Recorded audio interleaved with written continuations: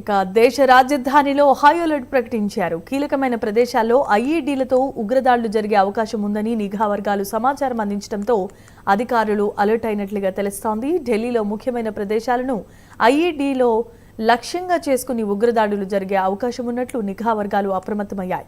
అత్యంత సున్నితమైన రద్దీగా ఉండే ప్రాంతాల్లో భద్రతా చర్యలను ఇప్పటికే ముమ్మరం చేశారు.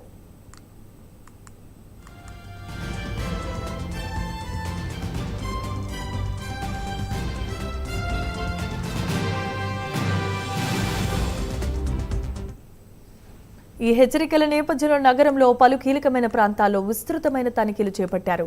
Delhi BJP state office, BJP central office బయట కూడా ఈ భద్రతను కట్టుదిట్టం చేశారు. ఇక ప్రభుత్వ భవనాలను లక్ష్యంగా చేసుకుని ఆత్మాహుతి, కాల్పుల దాడులు జరిగే అవకాశం ఉందని నిఘా వర్గాలు హెచ్చరించాయి.